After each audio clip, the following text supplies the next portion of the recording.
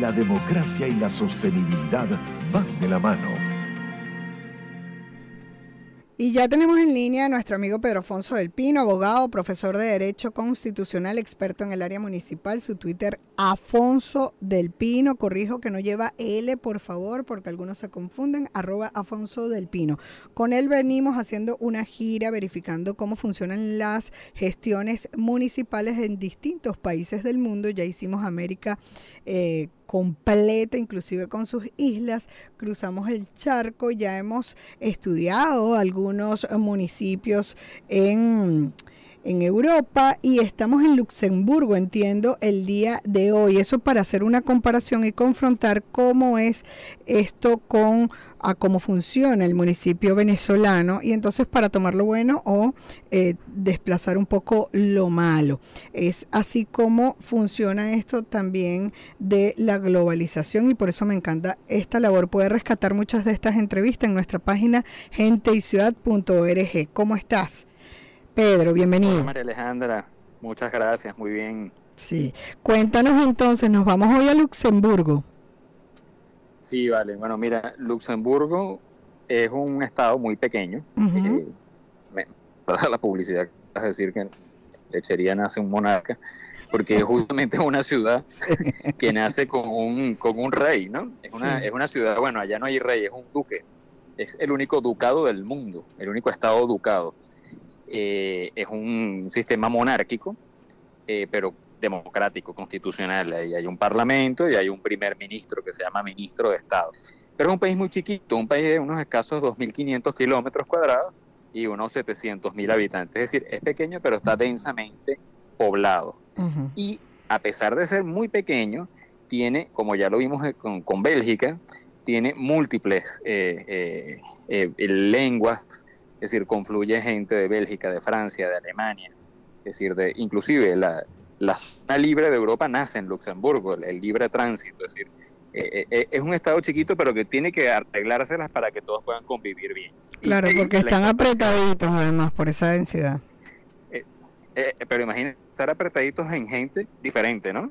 Sí, gente que habla distinto, ¿no? Sí. Entonces, con más razón, ahí se acude al modelo descentralizado. Y a pesar de ser un estado muy chiquito, tiene 102 municipios.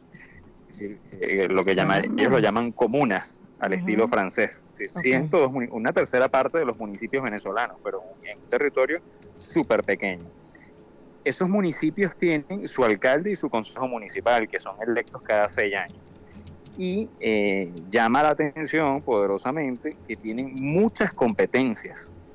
Tienen competencia en educación, tienen competencia en construir carreteras, en establecimientos de salud, en servicios públicos, en planificación, inclusive en seguridad social, que suele ser un tema muchas veces de carácter nacional. Entonces, mira, a mí me sorprendió gratamente, porque cualquiera diría, con razones, es decir, porque es lo típico en el mundo, o sea, si alguien sin conocer diría, no, Luxemburgo al ser un estado tan pequeño, es un estado unitario, en donde prácticamente los municipios no tendrían ninguna función porque todo es asumido por el gobierno central. Ocurre diametralmente lo contrario. Los municipios tienen mucha vida, son bastantes, y la intensa vida política, social, económica ocurre en los municipios. Así que bueno, creo que este es uno de los ejemplos que hemos mencionado en el programa de que son un espejo para América Latina. Es decir, ahí es un municipio vivo, autónomo, que resuelve las grandes políticas públicas se resuelven allá abajo. Ajá, y entonces la elección sigue el modelo europeo allí, en el caso de, en muchos de los casos, la monarquía simbólica, pero es el parlamento, el primer ministro, el formato, ¿no? Y esto se repite en los distintos niveles. No, eso ocurre nada más a nivel nacional. Es decir, es el duque a nivel nacional, que es el jefe del Estado. Tienes el parlamento y el parlamento elige el gobierno, que se llama ministro de Estado con los demás ministros. Y el duque no tiene ningún rol. En algún momento, hace unos 15 años, sí, el duque en un momento se negó a firmar una ley de eutanasia cuando no le correspondía, y generó una pequeña crisis constitucional que fue resuelta porque, bueno, el rey el duque terminó asumiendo funciones que no tenía a través de una opinión personal, pero eso se resolvió. De tal manera que nada, el duque es como el rey de Inglaterra o el rey de España, que por más que estén en desacuerdo o de acuerdo en una situación, son simbólicos, no expresan opiniones y se dedican a ser simplemente jefes de Estado, pero no jefes de gobierno. Y en cuanto a los niveles, la vida municipal. Exacto, pero en cuanto a los niveles de gobierno, también existen las provincias como tales y luego te vas al municipio, y dentro del municipio, ¿cómo son las autoridades? Tienes en Luxemburgo unas divisiones que son más simbólicas. Hay 3 distritos, porque básicamente hay 3 ciudades grandes. Okay. Empezando por Luxemburgo, que es la capital. Después los distritos se dividen en cantones. Hay 12 cantones en Luxemburgo. Y después los cantones se dividen en comunas, que son los municipios. Son los municipios, pero que son 102, dijiste. Que son 102, exactamente. Pero los cantones y los distritos no tienen mayor relevancia desde el punto de vista de la autonomía local. Realmente las funciones locales están asumidas por las comunas. ¿Y tienen un contacto directo entonces con el nivel central? Sí, hay contacto directo con el gobierno central, pero son autónomos. ¿Y cómo se eligen las autoridades? Se eligen mediante el sufragio. Se eligen el alcalde y el consejo municipal. Sí, se manejan de forma... O sea, el alcalde no sale del seno del consejo municipal, en este caso. No. No, hay una elección de alcalde y hay una elección del consejo municipal, del ayuntamiento. Y la cantidad parlamentaria que hemos visto que en el caso europeo es gigante en cuanto a quienes participan. No tengo ese dato. Justamente, Ajá. Sí, estaba investigándolo, pero no logré... Pero sí hay un formato federal justamente también para entenderse en los idiomas. Entiendo que francés, alemán, ¿no? Sí, correcto, porque Luxemburgo fue en un momento dado ocupado por Alemania, fue ocupado por Francia, entonces tiene una vida compleja, y eso es justamente la razón, porque le dice, bueno, porque en un estado tan chiquito hay un modelo tan descentralizado, pero es que la descentralización no solo obedece a grandes territorios, sino que obedece a poblaciones diversas. O sea, la descentralización es la fórmula para gobernar territorios diversos. Imagínate en Venezuela, que tanto nos cuesta. Imagínate si en el Zulia hablaran un idioma distinto y en Apure hablaran otro dialecto pero no hay uno así como digamos ahí en Italia, en España, que todos hablan el español o todos hablan el italiano y hay dialectos particulares.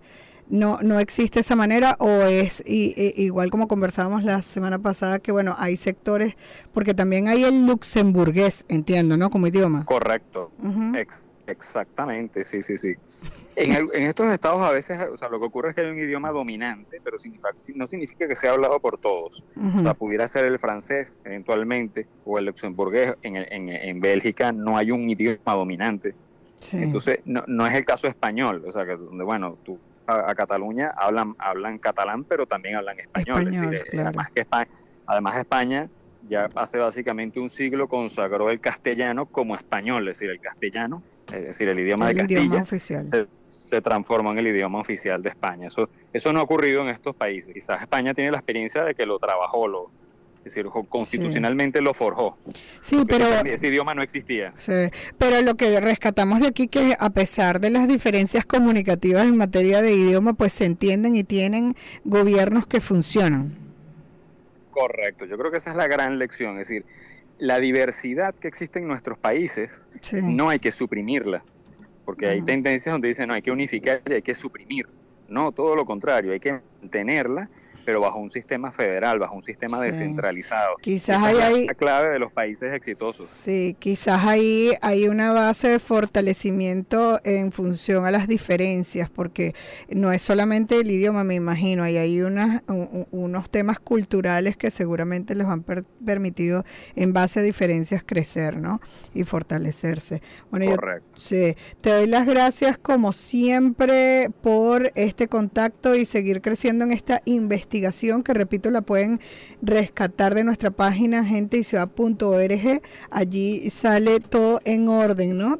todas estas entrevistas de este recorrido que hemos hecho a nivel municipal por varios países de cómo funciona la gestión municipal con Pedro Afonso del Pino, abogado, profesor de Derecho Constitucional y experto en el área municipal. Síganlo en su Twitter, @Afonso del Pino. Despedimos desde la Gerencia General Juana Bellorín, Armando López y Luis Pérez desde la edición y grabación, Luis Rodríguez desde el control técnico en la coordinación de producción general del Circuito Unión Radio, Jesús Salazar desde la jefatura de producción de Unión Radio 93.7 FM. Se despide Alexandra Gamboa. Jessica Molina lo hace desde la producción general del programa, desde la redacción de mundour.com en Anzoátegui, Saraí Portillo. La suscrita se despide desde el micrófono María Alejandra Malaver Bellorín, certificado de locución 36.581 y de productor nacional independiente 6.264. Sigan nuestras redes sociales, las de Gente y Ciudad, Twitter, Instagram, TikTok, @Gente y Ciudad ORG. Mis cuentas personales también son iguales en todas las redes, Twitter, Instagram, TikTok y LinkedIn,